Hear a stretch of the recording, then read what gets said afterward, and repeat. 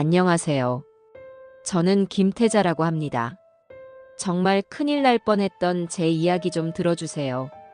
주말 저녁은 늘 그랬듯 자식이라는 무거운 짐이 현관 비밀번호를 누르는 소리와 함께 시작되었어요. 이제는 쉰을 바라보는 아들놈 고민석과 그 옆에서 그림자처럼 붙어 다니며 남편의 모든 어리석은 계획을 지지하는 며느리 우경지. 두 사람이 현관문을 열고 들어서는 순간부터 주말 내내 제 집을 감돌던 고요하고 평화로운 공기는 거짓말처럼 사라지고 없었습니다. 그들의 얼굴에는 아주 뻔하고 노골적인 목적이 쓰여 있었죠. 돈. 그 한 글자 말고는 이 늙은 어미를 찾아올 위인들이 아니었으니까요. 저는 못 이기는 척, 혹은 이젠 정말 지쳐버려서 더는 그들과 실랑이를 벌일 기력조차 없다는 듯이 말없이 그들을 식탁에 앉혔습니다. 어머니, 저희 왔어요. 시장 아시죠? 어머니 좋아하시는 닭강정, 제일 맛있는 집에서 사왔습니다. 식기 전에 얼른 드세요.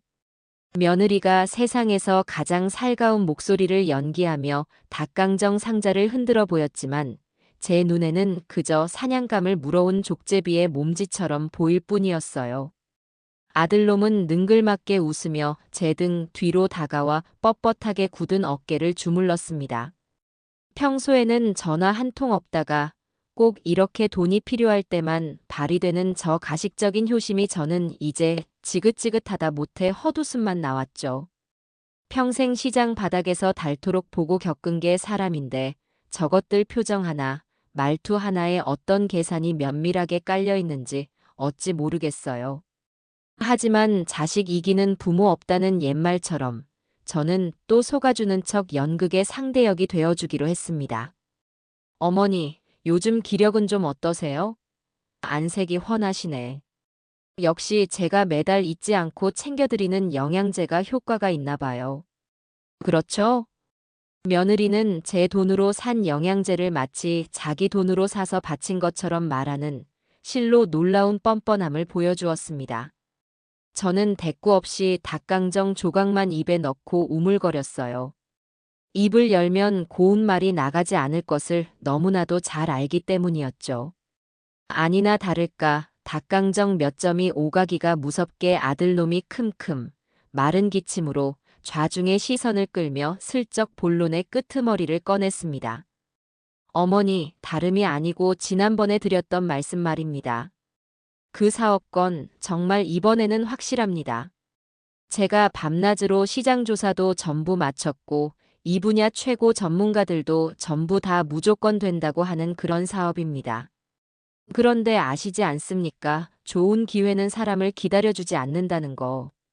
마지막에 정말 딱 요만큼 아주 조금 자금이 모자라서요.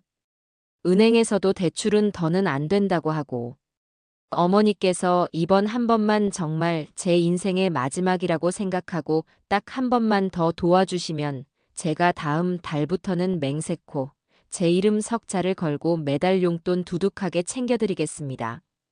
어머니 남은 평생 매일 외식하시면서 호강시켜드리는 게 제 평생 소원인 거 아시지 않습니까?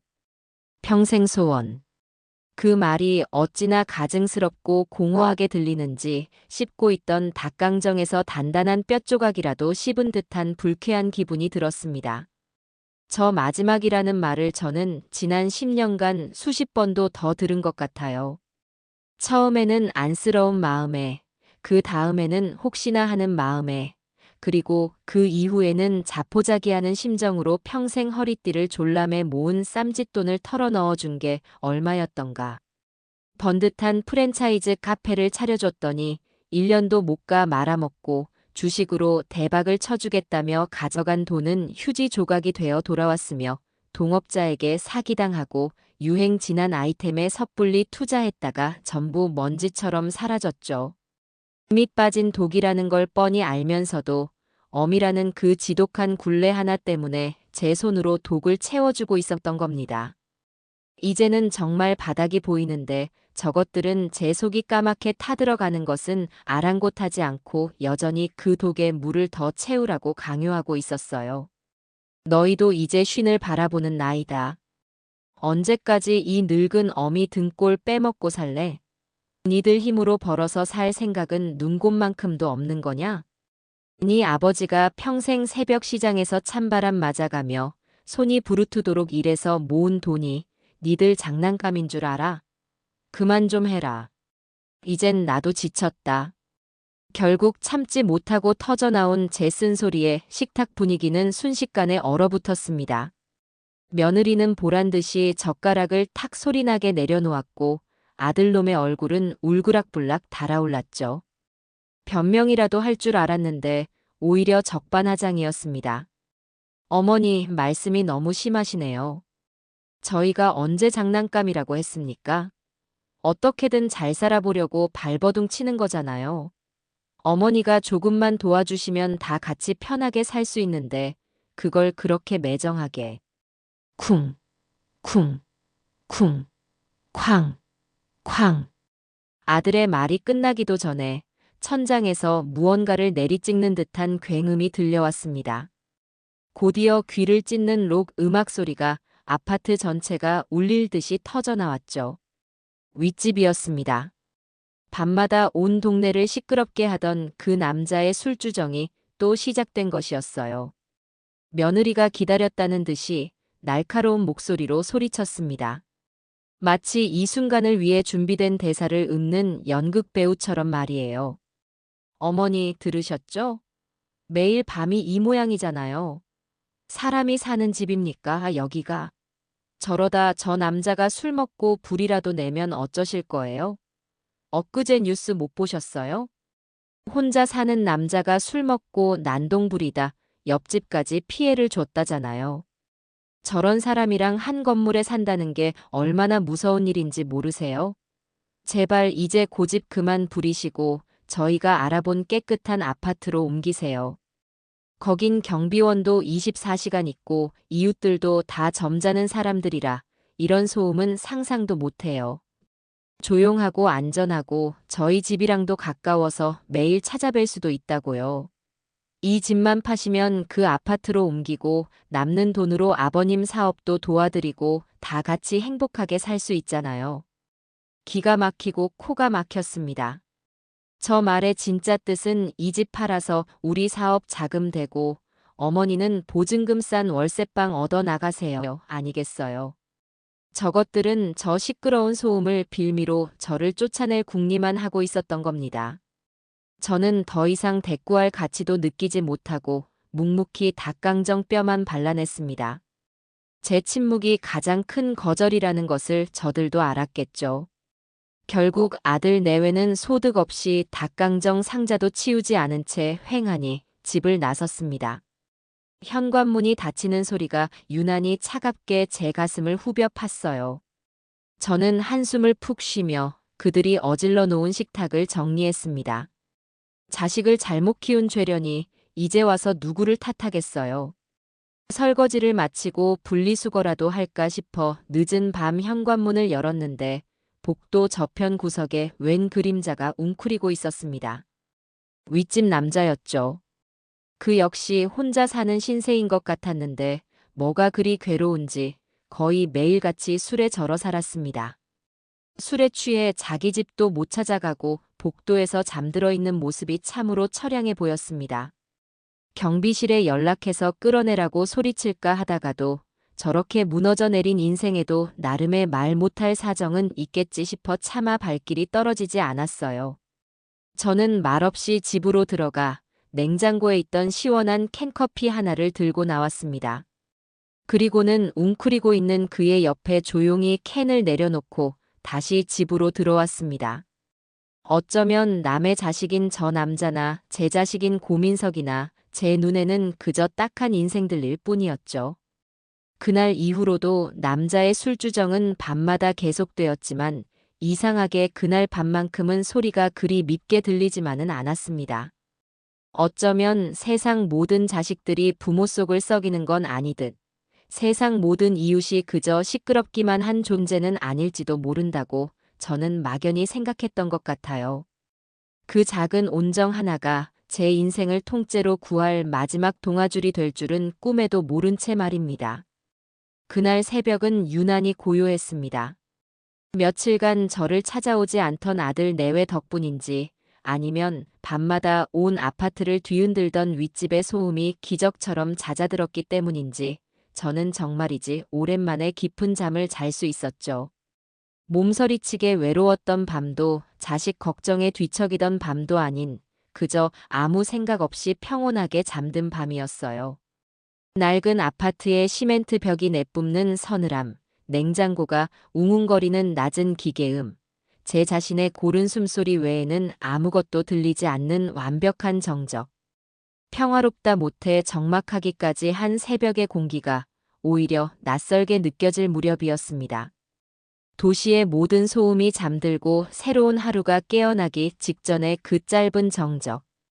어쩌면 제 인생의 마지막 평화였을지도 모를 그 순간을 깨운 것은 아주 희미한 소리였습니다. 처음에는 바람 소리인 줄 알았습니다. 낡은 창문 틈으로 새어들어오는 겨울바람이 내는 소리려니 하고 무시했죠. 하지만 소리는 점점 더 가까워졌습니다. 끽 하고 낡은 복도 철문이 열리는 소리. 그리고는 누군가 눈 위를 걷는 것처럼 서걱거리는 발소리. 그리고는 제 집 현관문 앞에서 멈추는 소리. 저는 순간 잠이 확 달아났습니다. 이 새벽에 대체 누구란 말인가? 심장이 불안하게 쿵쾅거리기 시작했어요. 그리고 그 불안감이 최고조에 달했을 때 고요를 찢는 굉음이 터져 나왔습니다. 쾅, 쾅, 쾅, 쾅, 쾅. 마치 누군가 쇠망치로 문을 내리치기라도 하는 듯 현관문이 온 집안을 울리며 미친 듯이 흔들렸습니다. 저는 비명을 지를 뻔한 것을 간신히 틀어막고 침대에서 벌떡 일어났습니다. 강도다. 그 생각밖에 들지 않았어요. 늙은 노인 혼자 사는 집이라는 걸 알고 돈을 뺏으러 온 강도가 틀림없다. 온몸의 피가 차갑게 식는 것 같았습니다. 덜덜 떨리는 다리를 겨우 움직여 현관문으로 다가갔습니다. 인터폰 화면을 확인할 생각조차 못했어요. 그저 숨을 죽인 채 거실에서 가장 무거운 물건이 무엇일까? 저 오래된 노쇠촛대로 저놈의 머리를 내리칠 수 있을까? 필사적으로 머리를 굴리고 있었죠. 할머니, 할머니, 문 좀 열어보세요. 제발요, 빨리요. 문 밖에서 들려온 것은 뜻밖의 목소리였습니다. 윗집 남자. 거의 매일 밤 술에 절어있던 그 탁한 목소리를 제가 모를 리 없었죠. 하지만 오늘의 목소리는 완전히 180도 다른 사람이었습니다. 혀가 꼬여 웅얼거리던 불분명한 발음이 아니었어요. 너무나 멀쩡하고 너무나 또렷하고 그리고 마치 지옥에서 악마라도 보고 온 사람처럼 무언가의 극도로 쫓기는 듯한 다급함이 날카롭게 서려 있었습니다. 저는 잠시 망설였습니다. 술에 취해 자기 집인 줄 착각하고 행패를 부리는 것일까? 아니었어요. 술 취한 사람의 목소리가 아니었습니다. 술주정에는 분노나 슬픔은 있어도 저런 순도 높은 공포는 담겨 있지 않으니까요. 저건 공포에 질린 사람의 비명이었습니다. 저는 조심스럽게 현관문의 안전고리를 건 채로 굳어버린 손으로 문을 살짝 열었습니다. 문틈으로 보인 그의 모습에 저는 저도 모르게 숨을 헙 하고 들이마셨습니다. 늘 핏발이 서 있던 그의 눈은 공포로 하얗게 질려 있었고 며칠은 깎지 않은 듯한 덥수룩한 수염 위로 식은땀이 비 오듯 흘러내리고 있었습니다. 낡은 티셔츠는 땀으로 축축하게 젖어 있었고 그는 좁은 문틈으로 저를 보자마자 감옥의 쇠창살이라도 붙잡는 사람처럼 문을 붙들고 외쳤습니다. 할머니, 빨리 도망가세요. 그 한마디에 제 머릿속은 하얗게 비어버렸습니다. 도망가라니? 누가? 왜? 어디로? 수만 가지 질문이 폭포수처럼 떠올랐지만 입 밖으로 나오는 것은 아무것도 없었어요. 저는 그저 얼어붙은 채 그의 얼굴만 멍하니 쳐다보았습니다. 그는 제 반응에 더욱 애가 타는 듯 주변을 신경질적으로 두리번거리며 거의 울부짖다시피 소리쳤습니다. 아무것도 묻지 마세요. 그냥 저랑 같이 나가야 해요. 시간이 없어요, 제발요. 어서요, 이러다 다 죽어요. 다 죽는다. 그 말에 정신이 번쩍 들었습니다. 저는 이유를 묻지 않았습니다. 물을 필요가 없었어요. 밤마다 술에 절어 있던, 인사 한번 제대로 나눈 적 없던 저 남자가 이 새벽에 저렇게 멀쩡한 목소리로 저런 공포에 질린 얼굴을 하고 하는 말이 거짓일 리 없었습니다. 그 목소리와 표정이 모든 것을 설명해주고 있었죠. 이건 장난이 아니다. 이건 진짜다. 그 한 가지 생각만이 제 머리를 지배했습니다. 저는 더 이상 망설이지 않았습니다. 덜덜 떨리는 손으로 안전고리를 풀고 문을 활짝 열었습니다. 그리고 신발을 신을 겨를도 없이 잠옷 바람으로 맨발로 그의 손에 이끌려 집 밖으로 뛰쳐나왔습니다. 차가운 복도 바닥의 감촉이 칼날처럼 발바닥을 파고들었습니다. 뒤를 돌아볼 생각도 하다못해 지갑이나 외투 하나 챙길 생각도 할 수 없었어요. 오직 살아야 한다는 본능만이 저를 움직였습니다. 우리는 어둠이 채 가시지 않은 새벽의 아파트 복도를 미친 듯이 내달렸습니다.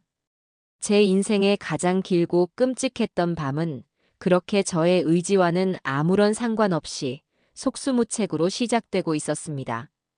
윗집 남자의 손은 얼음장처럼 차갑고 축축했습니다.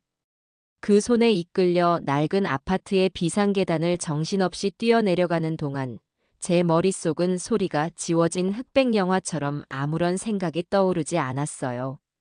쿵, 쿵, 쿵, 쿵. 어둠 속에서 울리는 소리가 제 심장이 터질 듯이 뛰는 소리인지 아니면 우리 두 사람의 겁에 질린 발소리인지 도무지 분간할 수 없었죠. 잠옷 차림의 맨발로 거칠고 차가운 시멘트 바닥을 내딛는 감촉이 너무나도 비현실적이었습니다. 발바닥이 쓸려 살같이 벗겨지는 아픔이 느껴졌지만 그 고통조차도 마치 남의 일처럼 아득하게만 다가왔어요. 꿈, 이건 분명 끔찍하고 질 나쁜 악몽일 거야. 잠시 후면 이 모든 소음과 고통이 사라지고 저는 익숙한 제 침대의 온기 속에서 눈을 뜨게 될 거야.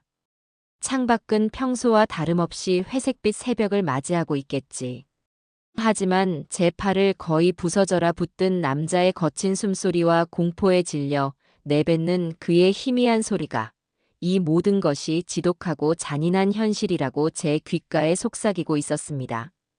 마침내 1층에 다다라 녹슨 철문을 밀치고 밖으로 나서는 순간 차가운 새벽 공기가 칼날처럼 제 폐부를 파고들었습니다. 저는 그제야 정신이 번쩍 드는 것 같았어요. 아파트 단지를 벗어나자마자 남자는 큰 길로 달려가 마치 인생의 마지막 기회라도 잡으려는 사람처럼 필사적으로 손을 흔들었습니다.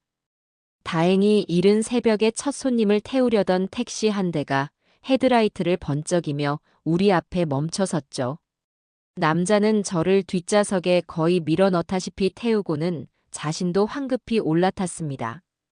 기사님, 아무데나 그냥 사람 많고 불 켜진 곳으로 가주세요. 최대한 빨리요.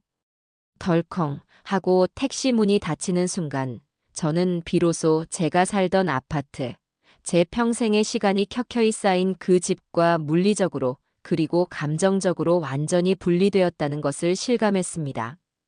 택시는 새벽의 텅 빈 도로를 마치 총알처럼 미끄러지듯 달리기 시작했어요. 창밖으로 제가 수십 년간 발 디디고 살았던 익숙한 동네의 풍경이 빠르게, 너무나도 빠르게 스쳐 지나갔습니다. 매일 아침 콩나물을 사던 시장 입구, 남편과 병원 가기 전에 늘 들르던 낡은 빵집, 아들놈이 코를 찔찔 흘리며 오르내리던 초등학교 앞 놀이터. 그 모든 것이 마치 다른 세상의 풍경처럼 손에 잡히지 않는 과거의 장면처럼 멀게만 느껴졌죠. 저는 아무 말도 할 수 없었습니다. 그저 창문에 이마를 기댄 채 내가 왜, 무엇 때문에, 무엇으로부터 이 새벽에 맨발로 도망쳐야만 하는지 그 실체 없는 공포의 무게에 짓눌려 온몸을 떨고 있었어요. 옆자리의 남자 역시 말이 없었습니다. 그는 여전히 턱까지 차오른 숨을 몰아쉬며 백미러로 혹시 우리를 따라오는 차는 없는지 미친 사람처럼 신경질적으로 확인하고 있었죠. 택시 안에 라디오에서 흘러나오는 새벽의 시그널 음악만이 이 기이하고 불안한 침묵을 위태롭게 채우고 있었습니다. 택시는 한참을 달려 아직 밤의 흔적이 채 가시지 않은 도심의 한복판에 우리를 내려주었습니다. 빌딩 숲 사이로 이제 막동이 터오고 있었지만 세상은 여전히 깊은 잠에 빠져 있는 듯 했죠.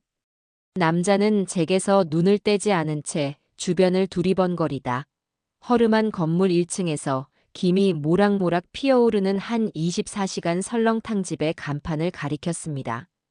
할머니, 일단 저기 들어가서 몸 좀 녹이세요. 네. 이러다 큰일 나시겠어요. 식당 안으로 들어서는 순간 뜨끈하고 뽀얀 국물 냄새가 확 끼쳐왔습니다. 그 냄새에 긴장이 풀려서인지 다리가 후들거렸죠. 식당 안은 이른 새벽에 허기를 달래려는 몇몇 사람들과 밤샘 근무를 마친 듯한 노동자들로 드문드문 채워져 있었습니다. 뿌옇게 김이 서린 창문, 테이블마다 놓인 깍두기 통에서 나는 시큼한 냄새, 사람들의 나직한 말소리. 그 지극히 평범하고 일상적인 풍경 속에 맨발의 잠옷 차림인 제 모습은 너무나도 이질적이었습니다. 모든 사람들이 저를 쳐다보는 것만 같아 저는 저도 모르게 남자의 등 뒤로 몸을 숨겼습니다. 남자는 그런 저를 눈치채고는 가장 구석지고 눈에 띄지 않는 자리로 저를 이끌고 가 앉혔습니다. 그리고는 뜨거운 설렁탕 2그릇을 시키고 자신의 낡고 해진 점퍼를 벗어 제 어깨에 꼼꼼하게 덮어주었어요. 우선 좀 드세요. 뭐라도 들어가야 속이 좀 진정되어야 이야기도 할 수 있을 테니까요. 하지만 숟가락을 들 힘조차 없었습니다. 저는 그저 덜덜 떨리는 손으로 뜨거운 찻잔만 붙들고 있었어요. 뚝배기에서 피어오르는 김이 제 눈시울을 뜨겁게 만들었죠. 남자는 자신의 설렁탕에는 손도 대지 않고 한참 동안 마른 입술만 달싹이다가 마침내 이 세상에서 가장 무거운 이야기를 꺼내놓기 위해 결심한 듯 제 눈을 똑바로 바라보며 입을 열었습니다. 할머니, 제가 오늘 본 걸, 그리고 들은 걸 대체 뭐라고 설명을 시작해야 할지 모르겠어요. 아마 믿기 힘드시겠지만 제발 제 말을 믿어주셔야 해요. 제가 들은 건 전부 사실이에요. 그는 떨리는 목소리로 자초지종을 설명하기 시작했습니다. 어젯밤 제가 줬던 캔커피를 마신 뒤로 이상하게 잠이 오지 않았다고 해요. 늘 지독한 술기운에 기대야만 겨우 잠들 수 있었는데 그날따라 정신이 너무나 멀쩡해서 새벽까지 뒤척였다고 했습니다. 그러다 담배라도 한 대 피울까 싶어 복도로 나갔는데 아파트 입구로 소리 없이 들어서는 익숙한 차 한 대를 보았다고요. 분명히 저녁에 왔다가 돌아갔던 제 아들 민석이의 차였습니다.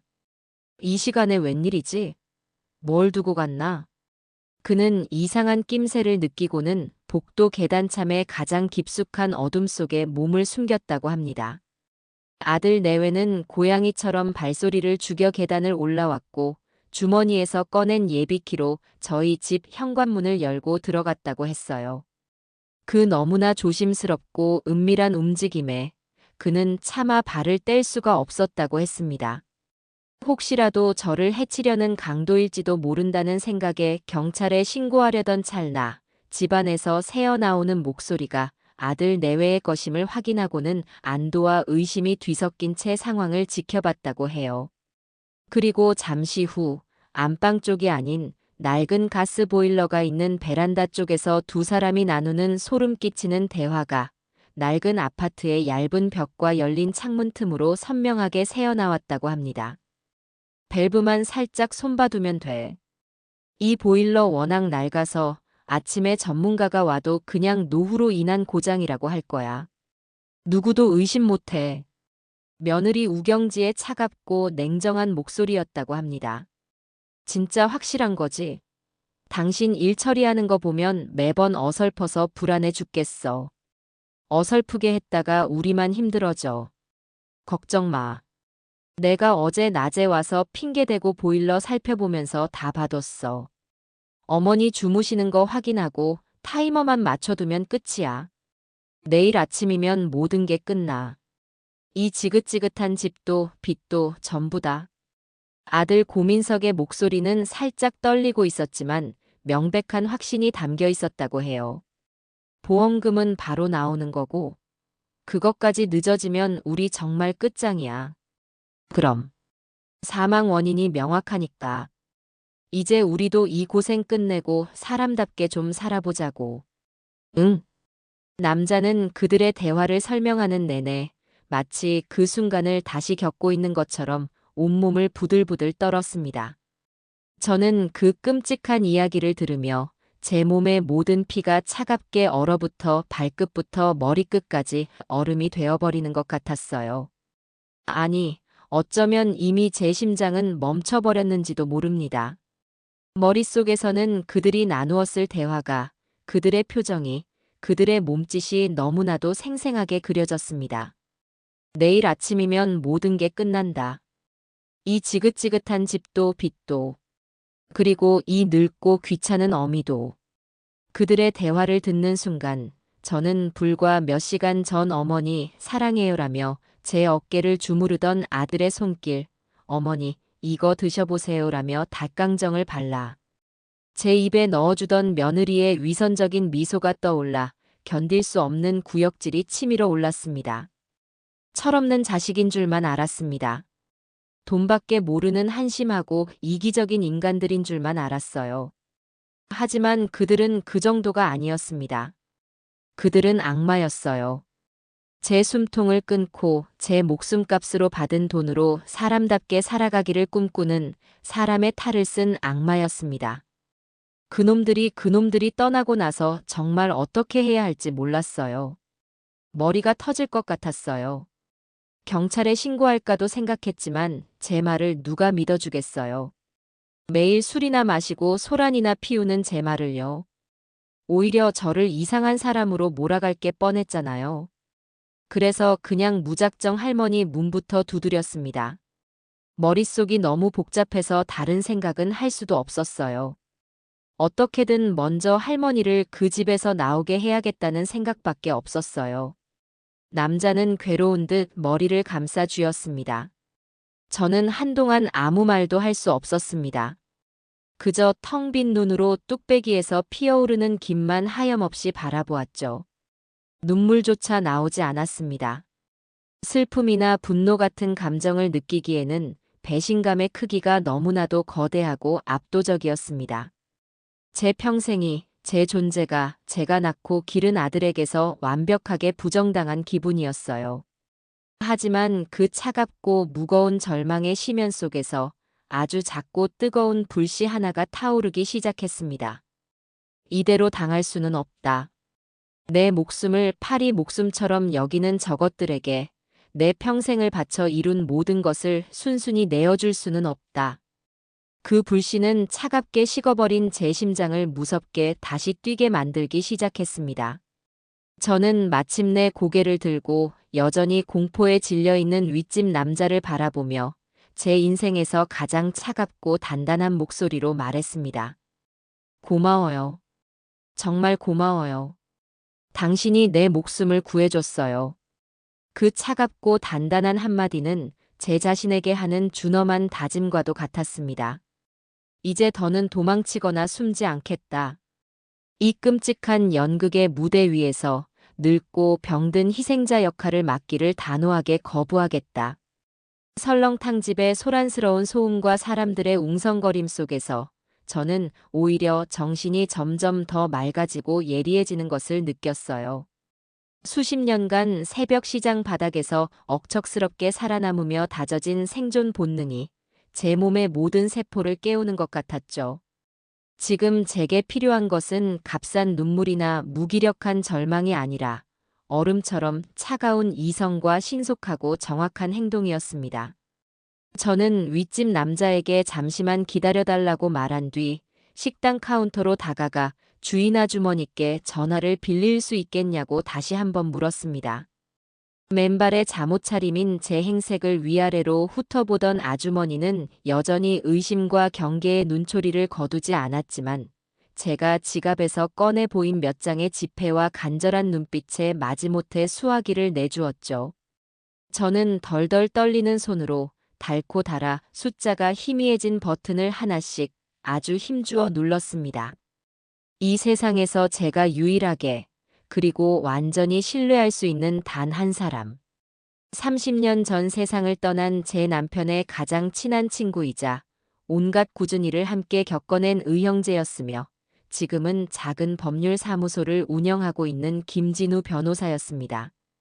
새벽 시간을 알리는 긴 통화 연결음이 제 심장을 조여왔습니다. 제발, 제발 받아라. 제발. 몇 번의 신호음이 더 이어진 후에야 깊은 잠에서 막 깨어난 듯한 잠이 가득 묻어나는 그의 목소리가 수화기 너머에서 들려왔습니다. 여보세요? 김진우 변호사입니다. 김 변호사님, 저예요. 형수. 태자. 김태자. 형수님? 아니, 이 새벽에 웬일이십니까? 혹시 무슨 일 있으세요? 그의 목소리에서 잠기운이 순식간에 사라지는 것이 느껴졌습니다. 저는 최대한 침착하게, 하지만 단어 하나하나에 제 모든 절박함을 담아 말했죠. 자세한 이야기는 만나서 해야 할 것 같아요. 제가 지금 집을 나왔습니다. 무슨 일이 있었는지는 묻지 마시고 혹시 지금 바로 저를 만나러 와주실 수 있겠어요? 제 목숨이 걸린 아주 중대한 일이에요. 제 목소리에 담긴 심상치 않은 기운을 느꼈는지 그는 더 이상 아무것도 묻지 않았습니다. 그저 짧고 단호한 한마디만이 돌아왔죠. 어디십니까, 형수님? 주소 찍어 주십시오. 당장 가겠습니다. 저는 식당의 주소를 알려주고 제 옆에 있는 유일한 증인에 대해서도 짧게 언급했습니다. 전화를 끊고 자리로 돌아오자 윗집 남자는 여전히 불안한 얼굴로 저를 쳐다보고 있었어요. 마치 어미 잃은 아이 같은 얼굴이었죠. 이제 곧 제 사람이 올 거예요. 아주 믿을 수 있는 사람이에요. 그 사람이 오면 모든 게 괜찮아질 겁니다. 그러니 아무 걱정 말고 조금만 기다려요. 제 단호한 말투에 그는 조금 안심하는 듯 했지만 여전히 두려움을 완전히 떨치지는 못했습니다. 어쩌면 당연한 일이었죠. 그는 이제 평범한 이웃이 아니었습니다. 끔찍한 범죄 현장의 유일한 목격자였으니까요. 아들 내외가 그의 존재를 알게 된다면 그들의 다음 목표는 당연히 그가 될 것이 뻔했습니다. 제가 지켜줘야만 했어요. 저를 살리기 위해 자신의 모든 것을 건 그를 이제는 제가 목숨을 걸고 지켜줄 차례였습니다. 얼마 지나지 않아 식당 문이 세차게 열리며 희끗희끗한 머리에 중년 남성이 들어섰습니다. 세수도 못한 듯한 얼굴에 급하게 걸친 외투 차림이었지만 그 눈빛만은 형형하게 빛나고 있었죠. 김 변호사였습니다. 그는 식당 안을 빠르게 훑어본 후 구석에 앉아있는 저와 윗집 남자를 발견하고는 곧장 다가왔습니다. 제 맨발과 잠옷 차림, 그리고 윗집 남자의 꾀죄죄하고 겁에 질린 행색을 본 그의 얼굴은 심각하게 굳어졌어요. 형수님, 대체 이게 어떻게 된 일입니까? 누가 형수님을 이렇게... 저는 그에게 자리에 앉으라고 권한 뒤 윗집 남자에게 다시 한번 그 끔찍한 밤의 일을 설명해달라고 부탁했습니다. 남자는 아까보다 더듬거리기는 했지만 변호사의 날카롭고 이성적인 눈빛 앞에서 자신이 보고 들은 것을 최대한 정확하고 객관적으로 증언했죠.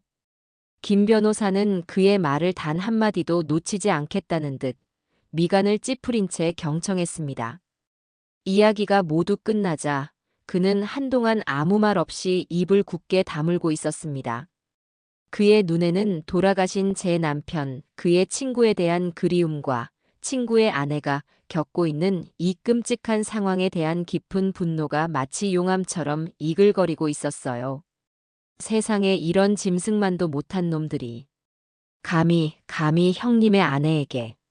그는 낮은 목소리로 욕설을 읊조리더니 이내 감정을 추스르고 냉정한 변호사의 얼굴로 돌아왔습니다. 형수님, 그리고 이 선생님. 지금부터 제 말 잘 들으십시오. 이 사건은 아주 위험하고 중대한 사안입니다. 섣불리 경찰에 신고했다가는 저놈들이 형수님을 치매 노인의 망상으로 이 선생님을 술주정뱅이의 헛소리로 몰아붙이며 완벽하게 빠져나갈 가능성이 큽니다. 아시다시피 우리에게는 저놈들이 범행을 모의했다는 직접적인 물증이 없습니다. 지금 우리에게 있는 것은 이 선생님의 증언뿐입니다. 이 증언의 신빙성을 지키고 저놈들을 올가맬 확실한 증거를 잡는 것이 최우선입니다. 김 변호사의 말대로였습니다. 저는 이미 그 가능성을 짐작하고 있었죠. 그럼 우리는 이제 어떻게 해야 합니까? 저놈들이 저를 찾아내면.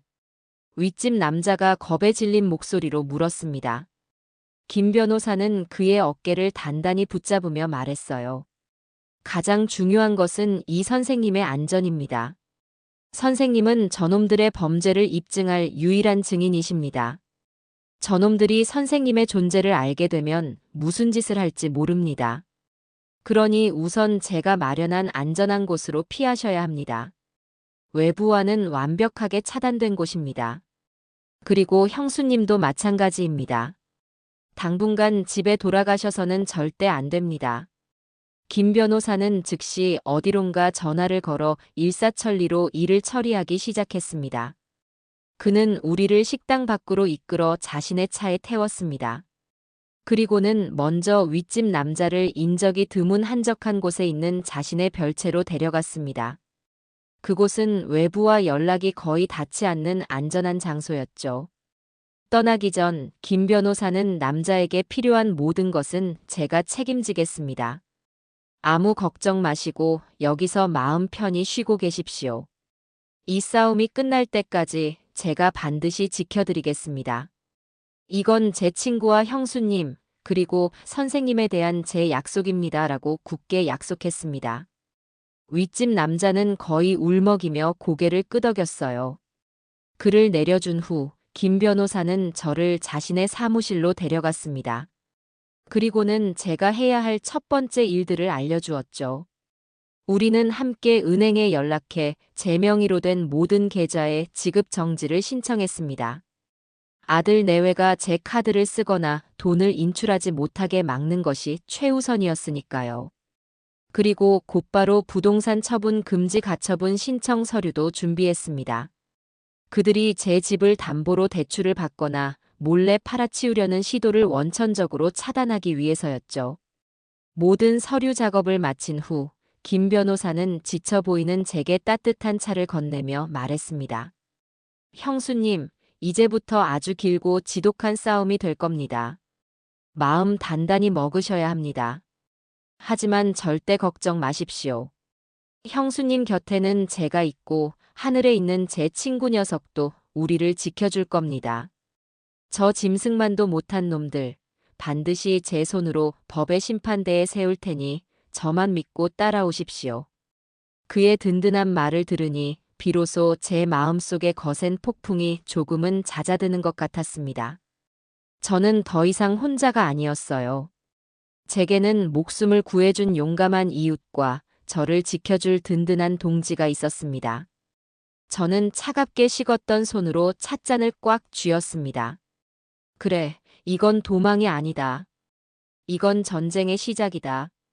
저는 그날 제 인생을, 제 모든 것을 되찾기 위한 가장 길고 외로운 전쟁을 선포했습니다. 김 변호사가 마련해준 안전가옥은 도시에서 한참 떨어진 조용한 시골 마을에 있는 작은 집이었습니다.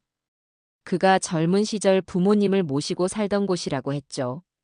대문 앞에는 작은 텃밭이 있었고 마당에는 늙은 감나무 한 그루가 서 있었습니다. 집은 낡았지만 깨끗했고 무엇보다 저를 아는 사람이 아무도 없다는 사실이 제게 큰 위안을 주었습니다.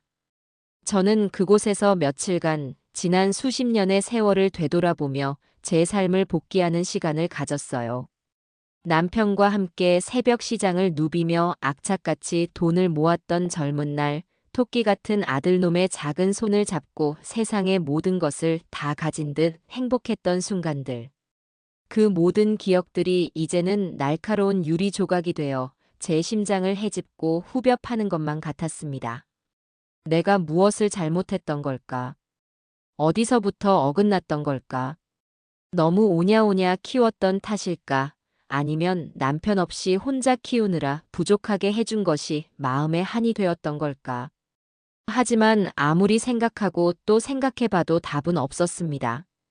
그저 내 아들이, 내 목숨보다 소중했던 내 아들이 나를 죽이고 그 돈으로 행복해지기를 꿈꾸는 악마가 되어버렸다는 끔찍하고 잔인한 현실만이 존재할 뿐이었죠. 밤이 되면 저는 잠을 이루지 못하고 낡은 마루에 앉아 하염없이 눈물을 흘렸습니다. 하지만 해가 뜨면 저는 언제 그랬냐는 듯이 눈물을 닦고 텃밭에 잡초를 뽑으며 마음을 다잡았습니다. 슬픔에 잠겨 있기에는 제가 해야 할 일이 너무나도 많았으니까요. 제가 고통스러운 시간을 보내는 동안 바깥 세상에서는 제 아들 내외의 가증스럽고 역겨운 연극이 한창이었습니다.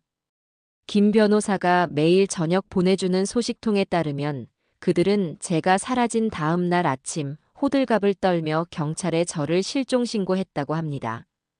제 집 앞에 찾아와 목 놓아 울며 엄마, 어디 계세요? 를 부르짖는 연기를 펼쳐 순진한 이웃들의 동정심을 사기도 했고요. 저희 엄마가 요즘 부쩍 깜빡깜빡하시고 사람도 잘 못 알아보실 때가 많았어요. 저희가 잠시 한눈판 사이에 이렇게 집을 나가실 줄은. 혹시 저희 엄마 보시면 꼭 좀 연락 주세요. 제발요. 그들은 경찰과 이웃들에게 저를 정신이 온전치 못한 치매 노인으로 완벽하게 둔갑시키고 있었습니다. 그리고 제 모든 계좌가 지급 정지된 것을 확인하고는 연극의 수위를 한층 더 높였다고 해요. 그들은 지역 신문사와 방송국에까지 제보를 했습니다. 이건 보이스피싱이 틀림없어요. 저희 엄마가 평생 모은 재산을 노린 사기꾼들한테 속아서 어디 갇혀 있는 게 분명합니다. 그놈들이 엄마 통장에 돈을 노리고 접근한 거예요. 제발 저희 불쌍한 엄마 좀 찾아주세요. 그들의 눈물 연기는 너무나도 그럴듯해서 사건을 맡은 젊은 경찰마저도 그들을 지극정성으로 어머니를 걱정하는 효자부부로 생각하게 만들었다고 합니다. 김 변호사가 경찰서에 찾아가 김태자 여사님은 현재 안전한 곳에 계시며 본인의 의지로 자식들을 피하고 싶어 하십니다라는 제 의사를 전달했지만 경찰은 오히려 김 변호사를 어머니를 조종하는 사기꾼의 변호사일지도 모른다며 의심의 눈초리를 보냈다고 해요. 상황은 점점 더 우리에게 불리하게 돌아가고 있었습니다. 그들은 사회적 약자인 노인과 사회적 공분을 사는 보이스피싱이라는 두 가지 키워드를 교묘하게 엮어 자신들을 완벽한 피해자로 포장하고 있었던 겁니다. 형수님, 이대로는 안 되겠습니다. 저놈들이 여론을 완전히 자신들 쪽으로 돌려놓고 있습니다. 우리가 먼저 움직여야 합니다. 저놈들의 저 완벽한 가면을 벗겨내고 스스로 자신들의 정체를 드러내게 만들 미끼를 던져야 해요. 이제 때가 된 것 같습니다. 며칠 후 저를 찾아온 김 변호사가 비장한 표정으로 말했습니다. 저는 그의 말에 동의했어요. 더 이상 숨어서 상황을 지켜보고만 있을 수는 없었죠. 이제는 제가 직접 이 연극의 무대 위로 올라가 저놈들의 대본을 찢어버려야 할 때였습니다. 우리의 첫 번째 반격은 아주 조용하고 은밀하게, 하지만 저들에게는 무엇보다 충격적인 방식으로 시작되었습니다. 김 변호사는 법무법인의 이름으로 아들 고민석에게 내용 증명 한 통을 발송했습니다. 그 안에는 제가 지난 10년간 아들에게 사업 자금으로 생활비로 빌려준 돈의 상세한 내역과 그때마다 받아두었던 차용증 사본, 그리고 일주일 안에 상환 계획을 구체적으로 제시하지 않을 시 즉시 민사소송 및 사기죄 고소를 진행하겠다는 서늘한 내용이 담겨 있었죠. 내용 증명을 받은 아들 내외의 반응은 김 변호사가 보낸 사람을 통해 아주 생생하게 전달되었습니다. 그들은 우편물을 받아들고 처음에는 어리둥절한 표정을 짓다가 내용을 확인하고는 종이가 구겨져라 손을 떨며 사색이 되었다고 해요. 이게 대체 뭐야? 엄마가 이걸 왜? 말도 안 돼. 보이스피싱범들이 시킨 게 틀림없어. 틀림없다고. 엄마를 협박해서 재산을 뜯어내려는 수작이야. 그렇지 않고서야 엄마가 어떻게 우리한테 이럴 수가 있어. 그들은 애써 그렇게 믿으려 했지만 차용증에 찍힌 자신들의 도장과 날짜별로 정리된 상세한 금액 내역을 보고는 더 이상 현실을 부정할 수 없었을 겁니다. 정신 나간 치매 노인으로만 알았던 제가 가장 이성적이고 무서운 법적인 방법으로 자신들을 압박해오자 극도의 혼란에 빠진 것이죠. 그들의 완벽했던 연극의 첫 번째 균열이 생기는 순간이었습니다. 그리고 우리는 곧바로 두 번째 반격을 준비했습니다. 이번에는 그들의 탐욕을 정면으로 겨냥한 아주 달콤하고 치명적인 미끼였죠. 김 변호사는 신뢰할 수 있는 부동산 중개인을 통해 아들에게 익명으로 접근했습니다. 고민석 씨 되십니까? 다름이 아니라 김태자 여사님 소유의 아파트에 대해 문의 좀 드리려고 합니다. 저희가 이번에 그 일대를 재개발하는 시행사인데 여사님의 아파트가 꼭 필요한 위치에 있습니다. 저희 쪽에서는 최대한 빠르게 부지를 매입해야 하는 상황이라 시세보다 훨씬 높은 가격을 드릴 의향이 있습니다. 혹시 아드님께서 어머니를 설득해 주실 수 있겠습니까? 성사만 시켜주시면 아드님께도 따로 두둑하게 살해하겠습니다. 아들 내외에게 이것은 거부할 수 없는 제안이었을 겁니다. 가만히 앉아서 빚더미에 오르는 것과 집을 팔아 거액을 손에 쥐는 것. 그들의 선택은 너무나도 뻔했죠. 아들은 기다렸다는 듯이 미끼를 덥석 물었습니다. 네, 가능합니다. 물론이죠. 저희 어머니 제가 설득할 수 있습니다. 그런데 지금 어머니께서 잠시 편찮으셔서 저희가 대신 계약을 진행할 수는 없겠습니까? 위임장 같은 거라도 받아서요. 그들의 계획은 아마도 이것이었을 겁니다. 저를 심신미약 상태로 만들어 법적으로 금치산자 선고를 받게 한 뒤 자신들이 후견인이 되어 집을 팔아치우는 것. 그리고 모든 것이 끝나면 원래 계획대로 저를 처리하는 것. 그들의 머릿속에는 온통 돈 생각뿐이었어요. 하지만 그들은 자신들이 지금 거대한 덫 안으로 스스로 걸어 들어오고 있다는 사실을, 자신들이 사냥꾼이 아니라 사냥감이 되었다는 사실을 전혀 알지 못했습니다. 저는 안전한 시골집에서 김 변호사가 실시간으로 전해주는 상황을 들으며 조용히 다음 수를 준비하고 있었습니다. 제 아들놈이 얼마나 탐욕스럽고 어리석은지 저는 누구보다 잘 알고 있었으니까요. 그 어리석음이 이제 곧 그놈의 발목을 단단히 붙잡고 지옥으로 끌고 가게 될 터였습니다. 제가 시골집의 낡은 마루에 앉아 텃밭의 푸성기를 보며 마음을 다지고 있을 때 도시의 아들 내외는 자신들의 탐욕이 정교하게 파놓은 늪의 한가운데로 스스로 걸어 들어가고 있었습니다. 그들은 자신들이 사냥을 하고 있다고 착각했지만 실상은 제 손바닥 위의 사냥감에 불과했죠. 김 변호사가 고용한 부동산 개발 시행사의 박전무로 위장한 사람은 매일같이 정해진 시간에 아들놈에게 전화를 걸어 그의 애간장을 태웠습니다. 그의 연기는 실로 대단해서 저라도 속아 넘어갈 정도였어요. 고민석 선생님, 박전무입니다. 다름이 아니오라. 저희 쪽 투자자분들께서 자꾸 재촉하셔서요. 선생님 댁 아파트 부지를 놓치게 되면 저희 재개발 계획 전체에 아주 큰 차질이 생깁니다. 이번 주 금요일까지는 계약 여부를 명확하게 결정해주지 않으시면 저희도 정말 어쩔 수 없이 플랜 B 그러니까 다른 부지를 알아보는 수밖에 없습니다. 물론 그렇게 되면 저희가 선생님께만 특별히 제시했던 그 파격적인 보상금은 아시죠? 없던 일이 되는 겁니다. 그 플랜 B라는 것이 무엇인지 알 길은 없었지만 파격적인 보상금이 눈앞에서 사라질지도 모른다는 교묘한 협박은 아들놈의 조급증에 기름을 붓기에 충분했습니다. 김 변호사가 보내준 정보에 따르면 아들 내외는 그 며칠 사이에 집안의 가구와 며느리의 얼마 되지도 않는 명품 가방까지 중고 사이트에 헐값으로 올려 처분하며 돈을 마련하려 애썼다고 해요. 제가 보낸 내용 증명 때문에 당장이라도 빚쟁이들이 들이닥칠 거라는 공포와 눈앞에 수십억 거액을 놓칠지도 모른다는 탐욕이 그들을 벼랑 끝으로 이성을 마비시키는 광기의 상태로 몰고 있었던 겁니다. 어느 날 밤 김 변호사로부터 아주 긴 녹취 파일 하나가 도착했습니다. 그가 아들 내외의 집에 설치해 두었던 소형 녹음기에 담긴 그들의 대화였죠. 저는 떨리는 손으로 파일을 열고 헤드셋을 썼습니다. 그들의 목소리를 직접 듣는 것은 고통스러운 일이었지만 적을 완벽하게 무너뜨리려면 적을 가장 잘 알아야 했으니까요. 정말 어떻게 된 거야? 엄마가 어떻게 우리한테 소송을 걸 생각을 해?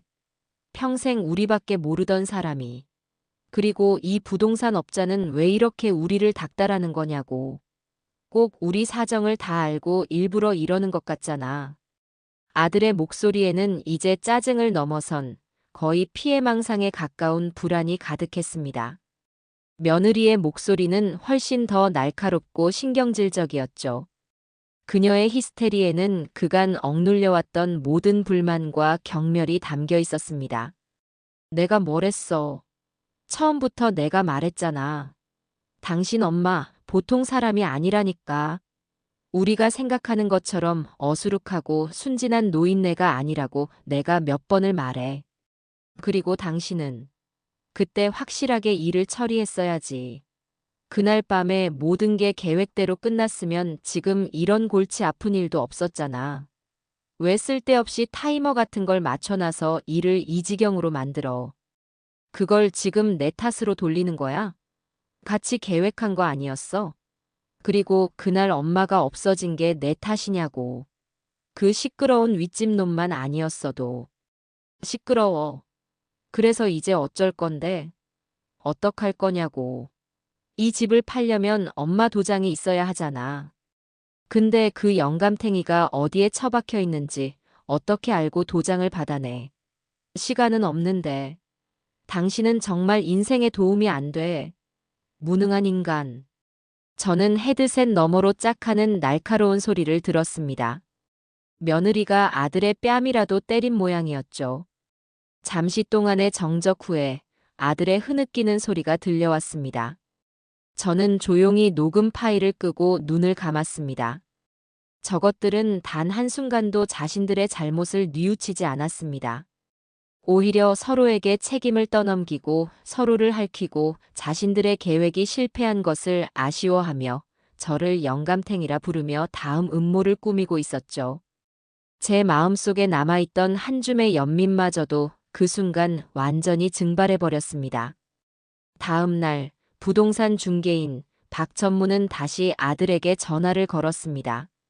그리고는 아주 안타깝다는 듯한 동정심 가득한 목소리로 말했죠. 고민석 선생님, 정말 안타깝게 됐습니다. 이번 주까지 계약이 힘들다고 하시니 저희도 이제 그만 포기해야 할 것 같습니다. 저희도 손해가 막심하지만 어쩔 수 없죠. 다만 제가 선생님 사정이 너무 안타까워서 마지막으로 한 가지 방법을 알려드릴까 하는데요. 물론 이건 합법적인 방법은 아닙니다. 그래서 제가 공식적으로 소개해드릴 수는 없고요. 그냥 한 귀로 듣고 한 귀로 흘리십시오. 아들은 이미 벼랑 끝에 매달린 심정이었을 겁니다. 그는 지푸라기라도 잡는 심정으로 그게 뭐냐고 물었습니다. 저도 소문으로만 들었습니다만 이 바닥에 황 실장이라는 사람이 있다고 합니다. 아주 어려운 가족 간의 협상이나 특히 연세 많으신 어르신들을 설득해서 도장을 받아내는 데는 타액 추종을 불허하는 전문가라고 하더군요. 아주 조용하고 아주 확실하게 일 처리를 한다고 들었습니다. 물론 비용은 좀 들겠지만 선생님께서 받으실 보상금에 비하면 아무것도 아니겠죠. 이건 제가 선생님을 개인적으로 돕고 싶어서 드리는 정보이니 절대 제 이름은 말씀하시면 안 됩니다. 이건 그 사람 연락처입니다. 김 변호사의 직원은 그렇게 황 실장이라는 가상의 인물의 연락처를 아들에게 넘겼습니다. 물론 그 번호의 주인은 김 변호사가 이번 일을 위해 특별히 섭외한 경찰서 강력팀장 출신의 베테랑 퇴직 형사 박철수 씨였죠. 아들 내외는 처음에는 잠시 망설이는 듯 했지만 사방에서 조여오는 압박과 눈앞에 아른거리는 거액의 유혹을 끝내 이기지 못했습니다. 그날 저녁 저는 김 변호사로부터 아들이 결국 황 실장에게 전화를 걸어 만나고 싶다는 약속을 잡았다는 소식을 전해 들었습니다. 스스로 파멸의 문을 활짝 열어젖힌 것이죠. 저는 조용히 창밖을 내다보았습니다. 늙은 감나무의 앙상한 가지 위로 유난히 서늘하고 교활해 보이는 초승달이 떠오르고 있었습니다. 심판의 밤이 아주 가까이 다가오고 있었어요.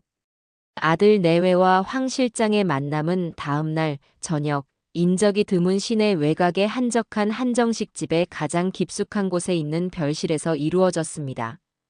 물론 그 별실은 김 변호사와 그의 팀이 몇 시간 전부터 완벽하게 준비를 마친 상태였죠. 방 안의 모든 화분과 족자 뒤에는 KBS 다큐멘터리 촬영에나 쓰일 법한 초고성능의 카메라와 마이크가 설치되어 있었고, 바로 옆방에서는 김 변호사와 제가 여러 개의 모니터를 통해 모든 상황을 실시간으로 지켜보고 있었습니다. 저는 마른 침을 삼키며 헤드셋을 썼습니다. 이제 곧 제 아들과 며느리가 스스로 파멸해가는 과정을 제 눈과 귀로 직접 확인해야만 했습니다. 제 심장이 제 귀에 들릴 듯이 아주 크고 무겁게 뛰고 있었어요. 잠시 후 별실 문이 열리고 아들 내외가 들어왔습니다. 며칠간의 마음고생으로 얼굴은 반쪽이 되어 있었지만 그 눈빛에는 마지막 희망을 붙잡으려는 자의 도끼와 탐욕이 번들거리고 있었죠. 그들은 잠시 방 안을 의심스럽게 두리번거리더니 상석에 자리를 잡고 앉았습니다. 그리고 잠시 후 황 실장 역할을 맡은 박 형사가 방으로 들어섰습니다. 그는 값비싼 양복 대신 낡았지만 깨끗한 점퍼 차림의 평범한 서류 가방 하나만 들고 있었어요. 하지만 수십 년간 온갖 흉악범들을 상대하며 다져진 그의 날카로운 눈빛과 묵직한 분위기는 방 안의 공기를 순식간에 서늘하게 만들기에 충분했습니다. 늦어서 죄송합니다. 길이 좀 막혀서요. 고민석 선생님 맞으시죠?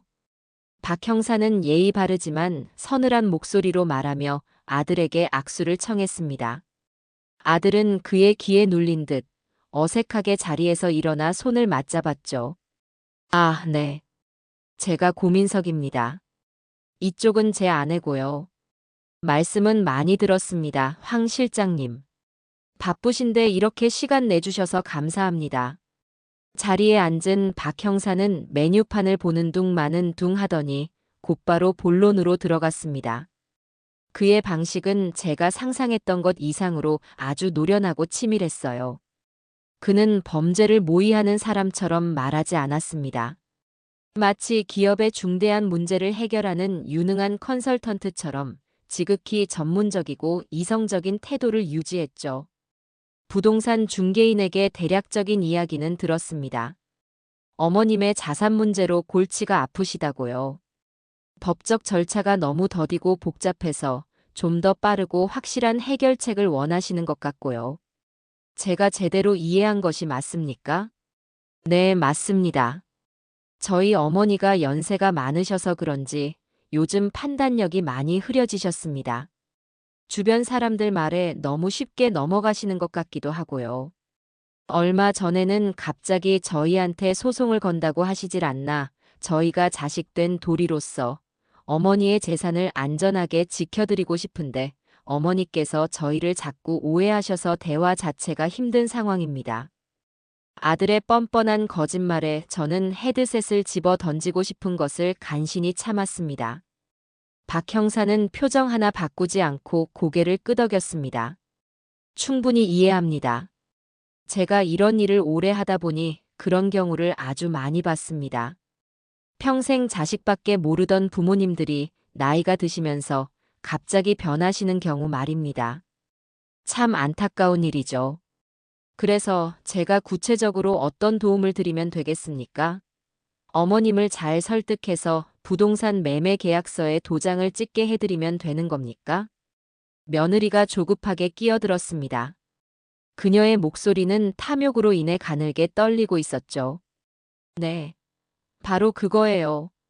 어떻게든 정말 무슨 수를 써서라도 좋으니 어머니 도장만 받아주시면 됩니다. 사례는 원하시는 만큼 정말 두둑하게 챙겨드리겠습니다. 박 형사는 며느리를 잠시 쳐다보더니 의미심장한 미소를 지으며 말했습니다. 사례는 일이 성공한 후에 이야기해도 늦지 않습니다. 저는 돈보다 신뢰를 중요하게 생각하는 사람이라서요. 그런데 한 가지 궁금한 게 있습니다. 제가 이런 일을 하다 보면 가끔 의뢰인분들께서 처음부터 가장 확실한 방법을 쓰지 않고 일을 복잡하게 만드시는 경우가 있더군요. 제가 듣기로는 고민석 선생님께서도 원래는 다른 계획을 가지고 계셨다고 하던데, 혹시 제가 오해한 겁니까? 그것은 아주 교묘하고 위험한 질문이었습니다. 미끼였죠. 하지만 재산에 눈이 멀고 눈앞의 전문가에게 자신의 능력을 과시하고 싶었던 아들은 그 질문에 담긴 진짜 의도를 전혀 눈치채지 못했습니다. 오히려 그는 기다렸다는 듯이 자신이 얼마나 치밀하고 대담했었는지를 자랑하기 시작했죠. 아, 그걸 어떻게 아셨습니까? 역시 전문가는 다르시네요. 맞습니다. 솔직히 말씀드리면 저희에게는 훨씬 더 간단하고 깨끗한 계획이 있었습니다. 그냥 조용한 사고로 처리하는 거였죠.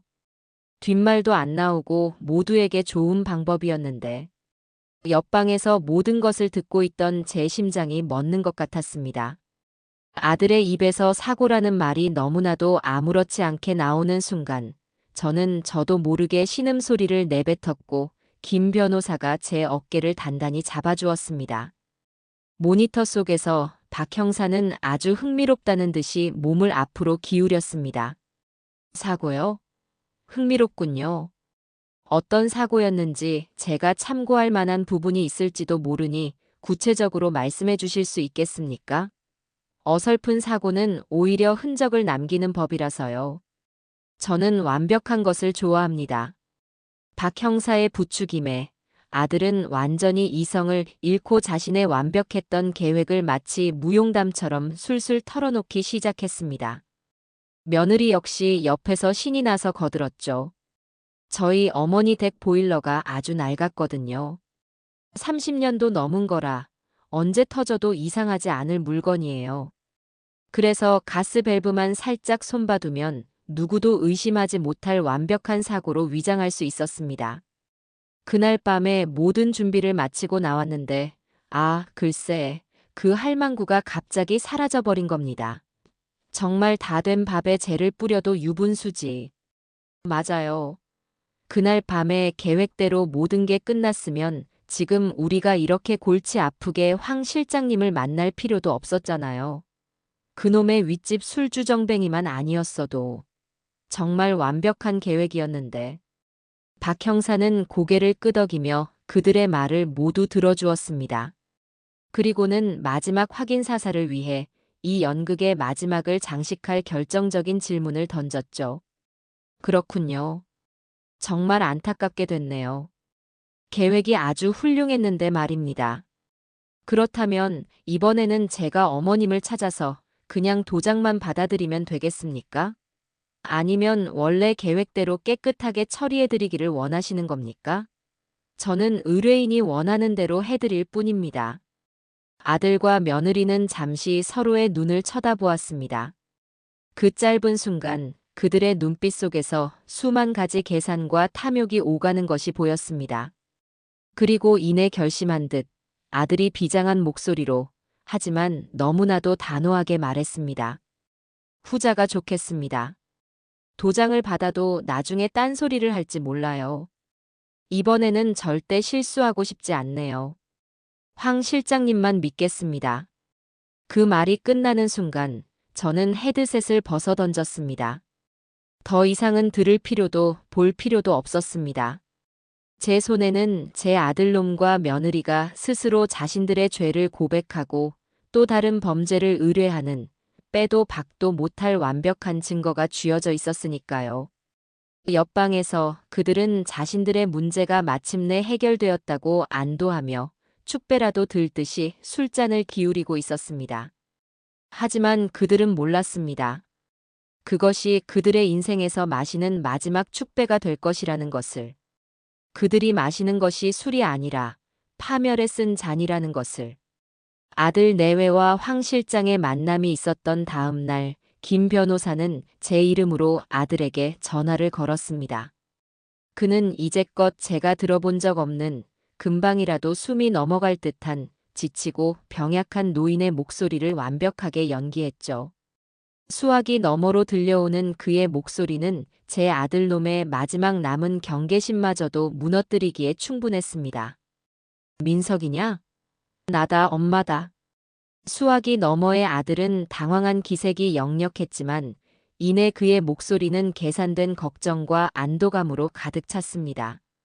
그는 자신들이 고용한 황 실장이 벌써 일을 처리했다고, 그래서 제가 겁을 먹고 모든 것을 포기했다고 착각하는 것이 틀림없었죠.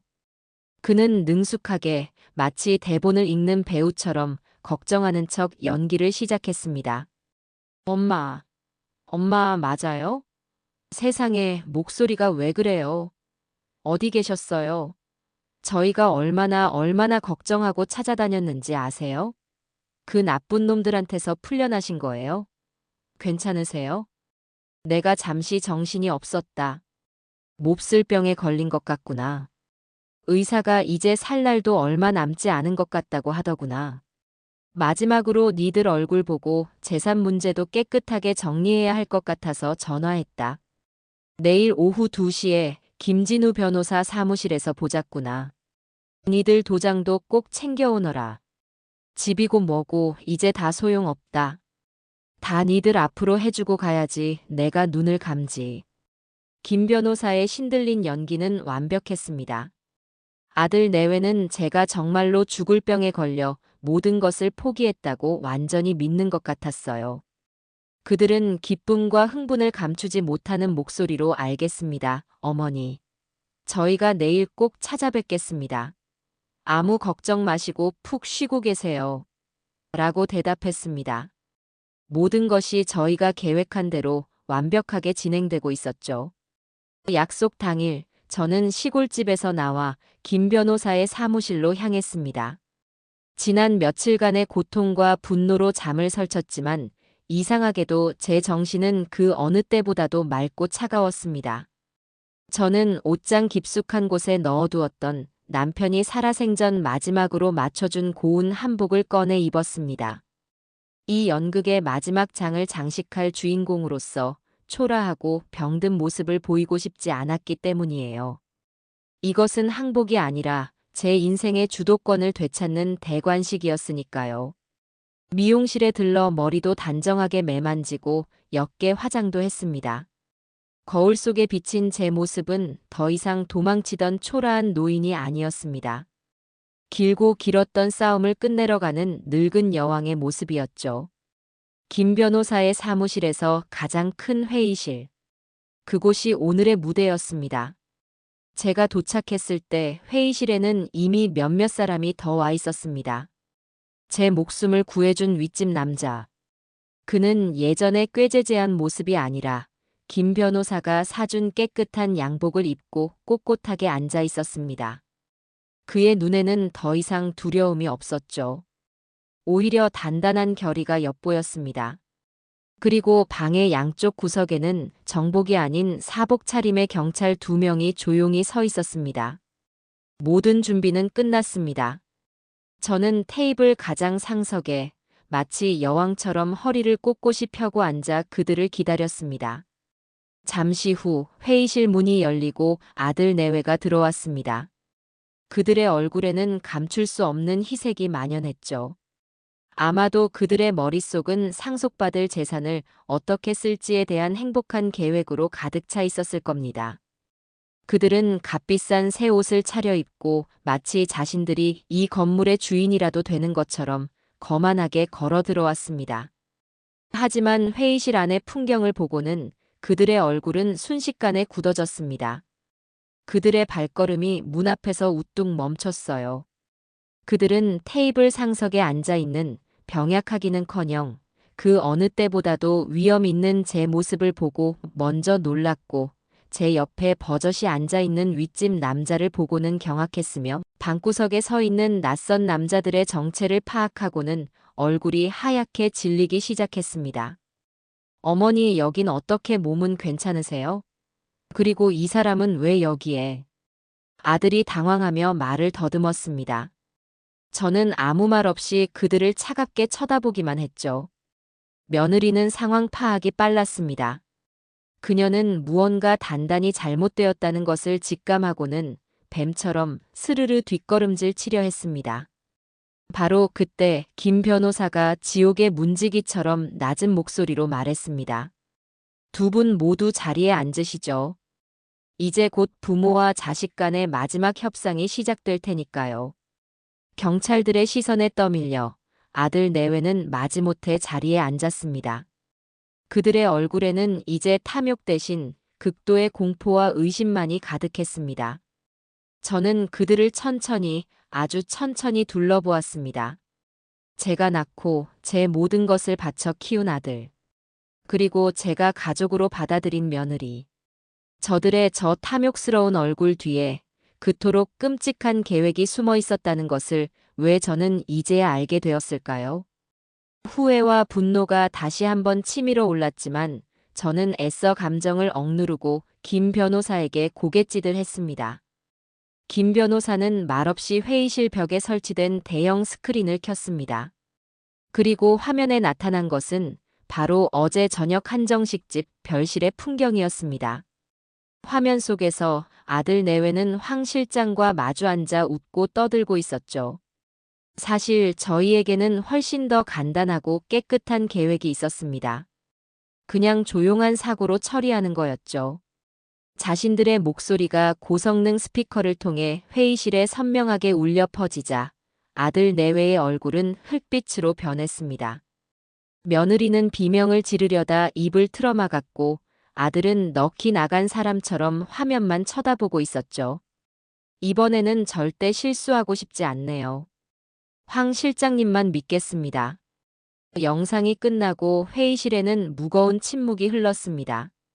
아들과 며느리는 고개를 푹 숙인 채 사시나무처럼 온몸을 떨고 있었죠. 저는 자리에서 천천히 일어났습니다. 그리고 제 인생에서 가장 차갑고 가장 경멸적이며 가장 슬픈 목소리로 그들에게 말했습니다. 니들이 사람이냐? 그 말을 끝으로 방구석에 서 있던 경찰들이 그들에게 다가갔습니다. 그리고는 차가운 금속성 소리와 함께 그들의 손목에 수갑을 채웠습니다. 쩌렁 하고 수갑이 채워지는 소리는 마치 제 길고 길었던 악몽의 끝을 알리는 종소리처럼 들렸죠. 그들이 경찰들에게 이끌려 마치 영혼이 빠져나간 껍데기처럼 허우적대며 회의실을 빠져나간 후에도 저는 한동안 그 자리에 미동도 없이 서 있었습니다. 방 안에는 갑자기 찾아온 무거운 침묵만이 흘렀습니다. 김 변호사와 경찰들이 서류를 챙기고 서로 낮은 목소리로 무언가 법률적인 용어들을 주고받았지만 그 소리들은 제게 닿지 않았어요. 마치 두꺼운 유리병 너머에서 벌어지는 다른 세상의 일처럼 아득하게만 느껴졌습니다. 제 모든 감각과 신경은 오직 텅 비어버린 제 마음의 심연, 그 거대하고 황량한 공동을 들여다보는 데에만 집중하고 있었으니까요. 복수, 정의 구현. 그래요, 분명 저는 이겼습니다. 제 목숨을 노렸던 악인들은 이제 그들이 지은 죄에 합당한 죄값을 치르게 될 겁니다. 하지만 이상하게도 승리의 기쁨이나 통쾌함은 찾아오지 않았습니다. 그저 거대한 폭풍이 핥히고 지나간 자리처럼 휑하고 고요한 공허함만이 제 안에 가득했죠.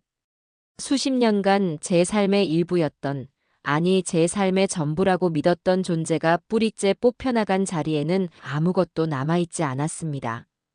그 자리를 채우던 사랑과 미움, 원망과 연민이 모두 사라져버린 지금, 저는 마치 속이 텅 빈 갈대처럼 무력하게 서 있을 뿐이었습니다. 형수님, 괜찮으십니까? 일단 앉으시죠. 김 변호사가 제게 다가와 조심스럽게 물었습니다.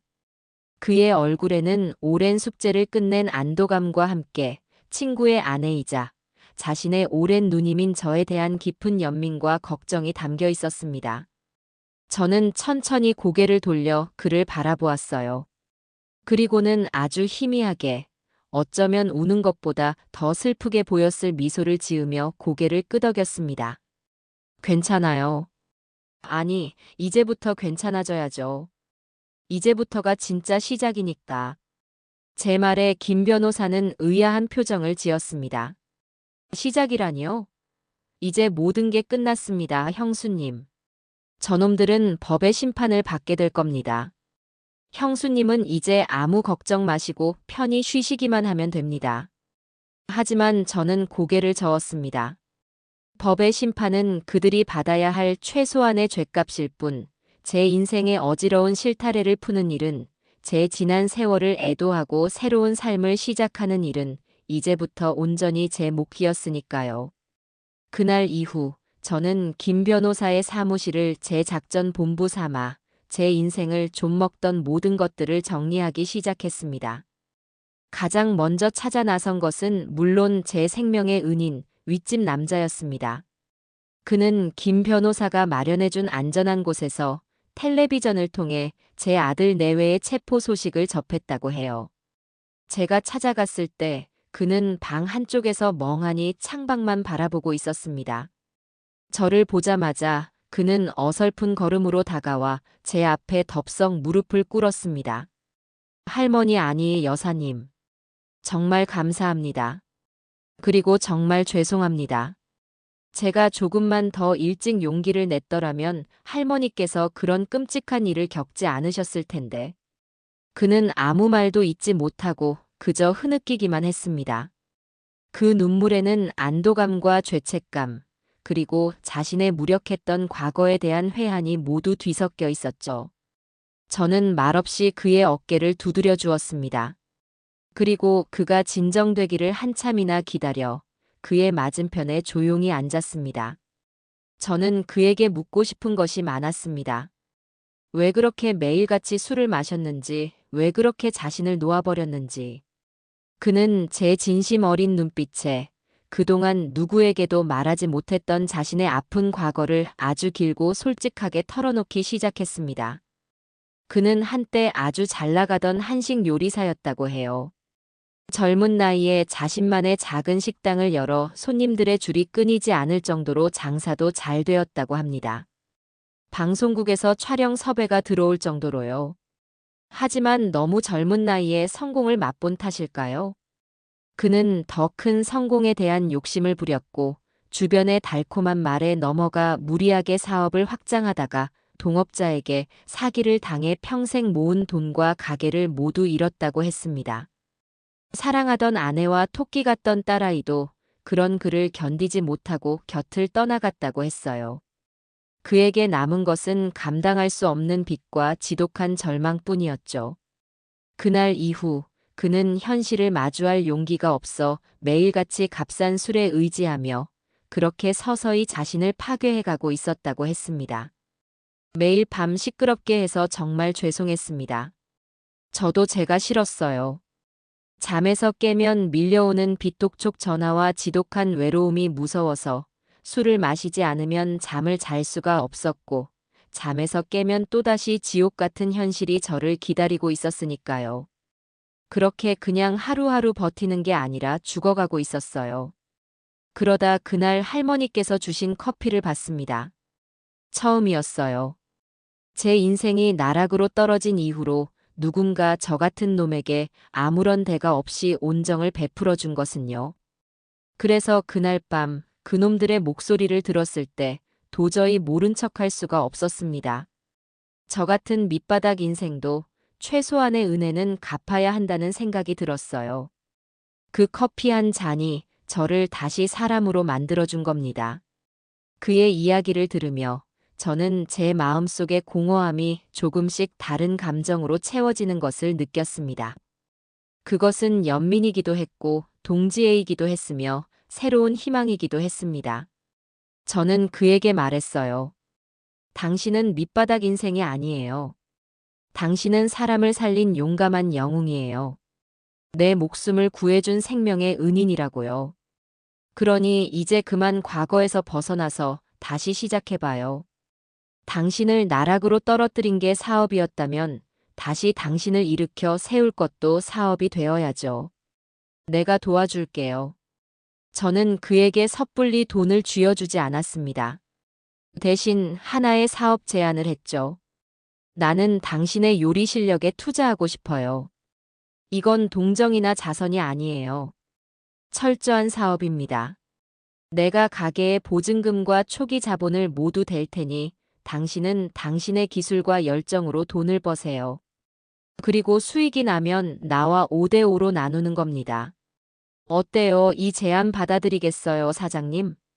그는 한참 동안 눈물을 흘리다 마침내 고개를 들고 제 손을 잡았습니다.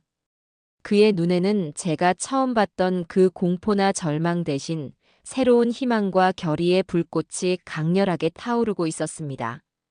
그 후 몇 달간 저는 제 인생에서 가장 바쁘고 보람있는 나날을 보냈습니다. 아들 내외의 재판이 진행되는 동안 저는 법정에 단 한 번도 나가지 않았습니다. 그들의 추하고 비참한 모습을 제 눈에 담고 싶지 않았기 때문이에요. 대신 저는 김 변호사와 함께 윗집 남자, 아니, 이제는 백 사장이 된 그의 재기를 위해 발로 뛰었죠. 우리는 함께 서울 시내에 허름하지만 가능성 있는 상가를 알아보고 식당의 콘셉트를 정하고 밤새워 메뉴를 개발했습니다. 그는 정말로 요리에 천부적인 재능이 있는 사람이었어요. 그의 손끝에서 만들어지는 음식들은 화려하지는 않았지만 사람의 마음을 어루만지는 깊고 정직한 맛을 냈습니다. 저는 그의 요리를 맛보며 이 사업이 반드시 성공할 것이라고 확신했습니다. 함께 페인트 칠을 하고 중고시장을 돌며 식당의 집기를 고르는 동안 우리는 단순한 투자자와 동업자를 넘어 서로의 아픔을 보듬어주는 진정한 동지가 되어갔습니다. 그리고 마침내 재판이 끝나는 날, 아들 내외는 존속살해 예비음모라는 죄명으로 법이 허용하는 거의 최고형에 가까운 10수년의 긴 징역형을 선고받았습니다. 김 변호사가 전해준 바에 따르면 그들은 법정 최후 진술에서까지 서로에게 책임을 떠넘기며 저는 저 사람이 시키는 대로 했을 뿐입니다. 라고 소리치며 추하게 다퉜다고 해요. 저는 그 소식을 듣고도 아무런 감흥을 느끼지 못했습니다. 그저, 이제 정말 끝났구나 하는 생각뿐이었죠. 그리고 바로 그날 오후, 저희는 작은 식당의 문을 열었습니다. 식당의 이름은 그가 직접 지었습니다. 귀인 식당. 자신과 같은 절망에 빠진 사람들에게도 언젠가는 귀인이 나타날 수 있다는 희망을 주고 싶다는 뜻이었죠. 식당의 개업떡을 동네 사람들에게 돌리며 환하게 웃는 그의 얼굴을 보며 저는 비로소 깨달았습니다. 진정한 복수는 악인을 파멸시키는 것에서 끝나는 것이 아니라 선한 사람을 구하고 새로운 희망을 만들어내는 것까지 포함한다는 것을요. 제 인생에 지독했던 먹구름이 거친 자리에 작지만 따뜻하고 찬란한 무지개가 떠오르고 있었습니다. 아들 내외에 대한 법의 심판이 끝나자 제게는 또 다른 아주 중요하고 지난한 과제가 남아 있었습니다. 그것은 바로 수십 년간 제 삶에 거머리처럼 달라붙어 있던 법적인 관계와 금전적인 관계를 완벽하게 정리하여 그들과 제 인생의 연결고리를 완전히 그리고 영원히 끊어내는 일이었죠. 김 변호사는 이제 그만 쉬셔도 된다고 했지만 저는 단호했습니다. 제 인생의 대청소는 다른 누구도 아닌 제 손으로 직접 마무리해야만 했으니까요. 가장 먼저 진행한 것은 친생자 관계 부존재 확인 소송이었습니다. 아들 고민석을 법적으로도 완벽한 나무로 만들기 위해서였죠. 어떤 사람들은 제게 너무 매정한 처사가 아니냐고 천륜을 어찌 사람의 손으로 끊어낼 수 있냐고 말했지만 저는 단호했습니다. 제 목숨을 노린 자에게 어머니라는 위대한 이름을 내어줄 생각은 추호도 없었으니까요. 법원에 출두하여 판사 앞에 선 날, 저는 조금도 떨지 않았습니다. 지난 수십 년간의 모정을 제 손으로 끊어내는 그 순간, 저는 슬픔 대신 오히려 기묘한 해방감을 느꼈어요. 판사가 마지막으로 제 의사를 물었을 때, 저는 망설임 없이 법정 안의 모든 사람이 들을 수 있도록 또렷하고 힘 있는 목소리로 대답했습니다. 네, 저는 저자를 제 아들로 인정할 수 없습니다. 법정의 모든 사람들이 저를 쳐다보았지만 저는 허리를 꼿꼿이 세우고 그들의 시선을 피하지 않았습니다. 이것은 제 권리였고 제 인생을 되찾기 위한 당연하고도 신성한 과정이었으니까요. 판사가 법봉을 두드리는 소리가 제 인생의 족쇄가 부서지는 소리처럼 들렸습니다. 다음은 돈 문제였습니다. 저는 아들 내외를 상대로 그동안 제게서 빌려간 모든 돈을 돌려받는 민사소송을 제기했습니다. 김 변호사와 그의 팀은 며칠 밤을 새워가며 제가 수십 년간 먼지 쌓인 서랍 속에 보관해온 낡은 가계부와 남편의 일기장, 그리고 은행 거래 내역까지 샅샅이 뒤졌습니다. 그 과정은 마치 고고학자가 오래된 유적을 발굴하듯 고되고스러웠죠. 아들의 대학 등록금, 결혼 자금, 전세 자금, 그리고 수없이 말아먹었던 어리석은 사업 자금들. 그 모든 기록들은 제가 얼마나 어리석고 맹목적으로 자식을 믿어왔는지를 증명하는 부끄러운 증거들이었습니다. 남편이 남겨준 피 같은 돈을 제가 어리석게도 뱀 같은 자식의 입에 넣어주고 있었던 겁니다. 저는 그 부끄러운 과거를 똑바로 마주하기로 했습니다. 아픔을 피하지 않고 정면으로 바라봐야만 비로소 앞으로 나아갈 수 있을 테니까요. 법원은 제가 제출한 모든 증거를 인정했고 아들 내외에게 제가 청구한 금액 전액과 그동안의 이자까지 모두 지급하라는 판결을 내렸습니다. 당연히 그들에게는 그 돈을 갚을 능력이 없었죠. 저는 법원의 판결문을 근거로 그들 명의로 된 작은 빌라와 자동차, 그리고 모든 예금 계좌를 압류했습니다. 그들은 이제 감옥에서 나와도 평생 빚을 갚아도 모자랄 처지가 되었습니다. 어떤 사람들은 자식에게 너무 가혹하다고 했지만 저는 그렇게 생각하지 않았어요. 이것은 복수가 아니라 정산이었습니다. 제 것을, 아니 제 남편의 것을 되찾는 당연한 과정일 뿐이었죠. 마지막으로 남은 것은 그 끔찍한 기억이 담긴 아파트였습니다. 모든 법적 절차가 끝난 어느 맑은 날, 저는 김 변호사와 함께 그 집을 찾아갔습니다. 몇 달 만에 돌아온 집은 먼지 갑보얗게 쌓여 있었지만 모든 것이 제가 도망치던 그날 새벽 그대로였습니다. 식탁 위에는 먹다 남은 닭강정 상자가 그대로 놓여 있었고 제 침대에는 제가 남기고 간 스마트폰이 놓여 있었죠. 저는 집안을 천천히 둘러보았습니다. 이 집의 모든 구석구석에는 제 남편과의 행복했던 기억, 그리고 제 아들을 키우며 웃고 울었던 수많은 시간들이 배어 있었습니다.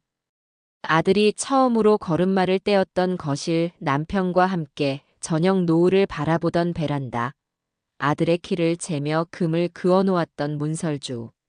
하지만 이제 그 모든 기억들은 돌이킬 수 없이 더럽혀지고 말았습니다. 저는 더 이상 이 집에 살 수 없었습니다. 김 변호사는 집을 비싼 값에 팔아주겠다고 했지만 저는 거절했습니다. 아니요. 이 집은 그냥 없애버리고 싶어요. 마침 저희 아파트 단지가 재개발 예정지라는 것을 알고 있던 저는 건설사에 연락해 시세보다 훨씬 싼 값에 집을 팔아넘겼습니다. 단 한 가지 조건을 걸었죠. 이 아파트 건물을 철거할 때 가장 먼저 저희 집부터 부숴달라고요. 집을 처분하기 전 저는 마지막으로 집안의 물건들을 정리했습니다. 하지만 제가 챙긴 것은 단 2가지뿐이었습니다. 남편과 함께 찍은 낡은 흑백 사진 한 장, 그리고 아들이 유치원 시절 제게 처음으로 만들어준 삐뚤빼뚤한 모양의 작은 찰흙그릇. 그 외의 모든 것은 그 자리에 그대로 두었습니다. 그 모든 가구와 옷가지들은 제 인생의 지난 막을 상징하는 소품들이었고, 저는 이제 그 무대에서 완전히 내려올 생각이었으니까요. 집을 나서는 마지막 순간, 저는 현관문에 서서 잠시 집안을 돌아보았습니다. 그리고는 나지막이 속삭였죠. 안녕히 계세요, 여보. 그리고 잘 가라, 내 아들아. 현관문을 닫고 열쇠를 우편함에 넣은 후, 저는 더 이상 뒤를 돌아보지 않았습니다. 제 인생의 길고 길었던 일막이 그렇게 완전히 막을 내리고 있었습니다. 모든 것을 정리하고 저는 제가 살던 시끄럽고 복잡한 도시를 떠났습니다. 잿빛 빌딩 숲과 숨막히는 소음, 그리고 무엇보다 제 인생의 가장 끔찍한 기억이 배어있는 그곳을 떠나는 데는 아주 오랜 시간이 걸리지 않았죠. 김 변호사가 소개해준 조용한 남쪽 바닷가 마을에 저는 제 남은 인생을 기댈 작은 집을 얻었습니다. 집 앞에는 제 키보다 작은 동백나무 몇 그루와 소박한 텃밭이 있었고, 낡은 나무 창문을 열면 사시사철 변하는 푸른 바다와 짭조름한 해풍이 저를 맞이해 주었습니다. 저는 그곳에서 텃밭에 상추와 쑥갓을 심고 동네 어르신들과 어울려 갯바람에 나무를 말리며 평화로운 노년을 보냈습니다. 제 인생에서 처음으로, 정말 처음으로 온전히 저 자신만을 위한 시간을 보내기 시작한 것이었어요. 아침에 눈을 뜨면 오늘은 텃밭에 물을 줄까 아니면 바닷가에 나가 조개를 캘까, 그런 소박한 고민으로 하루를 시작했습니다. 밤에 잠자리에 들면 파도 소리를 자장가 삼아 오늘 하루도 참 잘 살았다는 생각에 기분 좋게 잠이 들었죠. 제가 판 집과 아들에게서 환수한 돈은 모두 김태자 재단을 설립하는 데 사용했습니다. 김 변호사가 한사코 저를 이사장으로 추대하려 했지만 저는 끝내 고사하고 그저 조용한 기부자로만 남았습니다. 제 이름이 세상에 오르내리는 것을 원치 않았기 때문이에요. 재단은 저처럼 가족에게 어려운 일을 당했거나 법적인 도움이 절실히 필요한 어르신들에게 무료로 법률 자문을 해주고 때로는 임시 거처를 마련해주는 일을 했습니다. 제가 직접 나서지는 않았지만 김 변호사를 통해 재단의 활동 소식을 간간히 전해 듣는 것만으로도 제 마음은 충분히 따뜻해지고 보람찼습니다. 한 달에 한두 번씩 재단의 도움을 받은 어르신들이 보내오는 감사 편지를 삐뚤빼뚤한 글씨로 읽어내려가는 것이 제게는 세상 가장 큰 기쁨이었습니다. 그 편지들 속에서 저는 저와 같은 아픔을 겪고도 다시 일어서려는 수많은 사람들의 용기를 보았고, 그 용기가 다시 제게 힘이 되어 주었으니까요. 그러던 어느 날 저녁이었습니다. 텃밭 일을 마치고 흙 묻은 호미를 씻고 있는데 거실 텔레비전에서 낯익은 얼굴이 나왔습니다.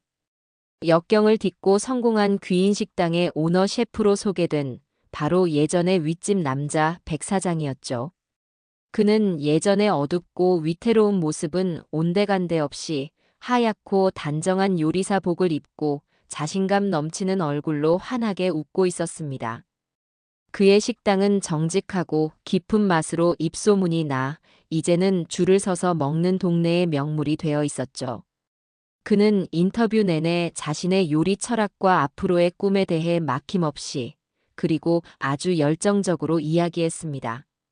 그 모습이 어찌나 보기 좋던지 저도 모르게 흐뭇한 미소를 지으며 화면을 바라보고 있었어요.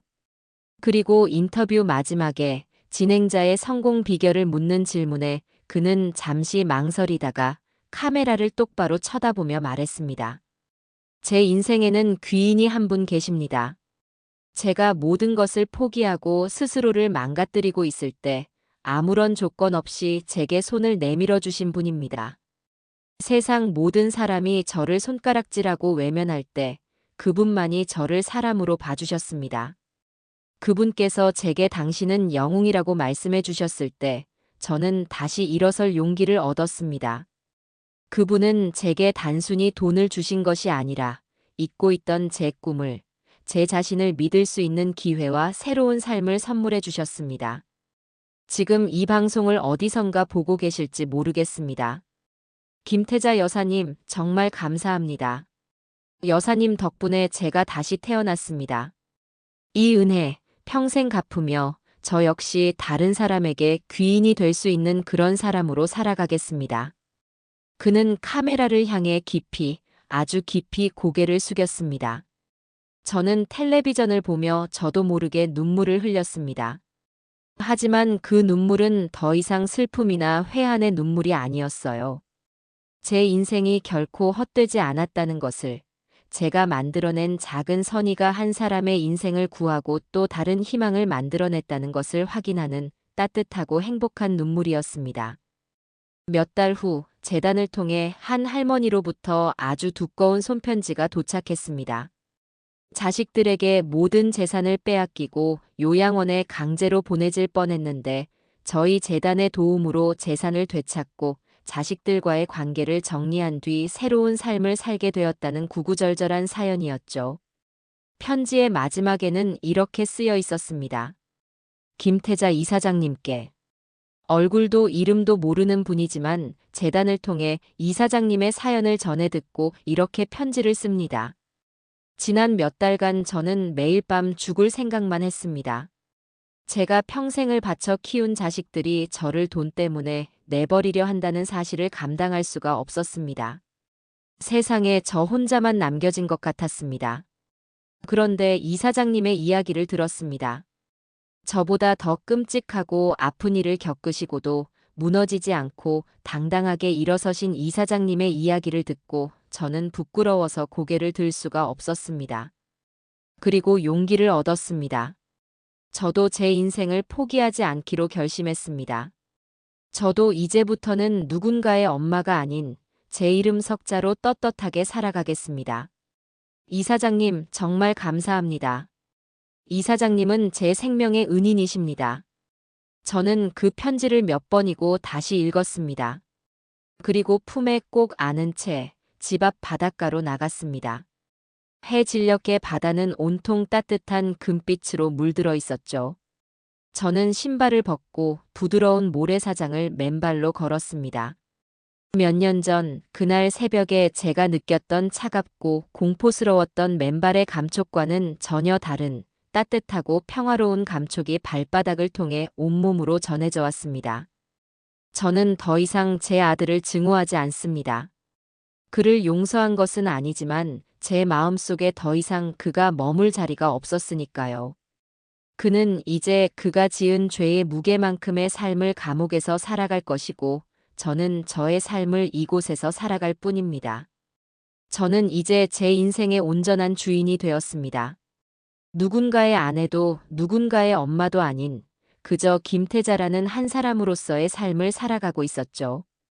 그리고 그 삶은 제가 평생 상상했던 것보다 훨씬 더 충만하고 훨씬 더 자유롭고 훨씬 더 행복했습니다. 멀리서 끼룩끼룩 집으로 돌아가는 갈매기들의 소리가 들려왔습니다. 저는 금빛으로 부서지는 파도를 한참 동안 바라보았습니다. 제 인생을 그토록 지독하게 뒤흔들었던 거대한 폭풍은 이제 완전히 지나갔습니다. 그리고 폭풍이 지나간 자리에는 모든 것을 잃은 폐허가 아니라 더 단단하고 아름다운 새로운 땅이 모습을 드러내고 있었죠. 저는 그 땅 위에 제 남은 인생을 채워나갈 희망의 씨앗들을 이제 막 심기 시작한 참이었습니다. 제 인생의 진정한 시작은 바로 지금부터였으니까요.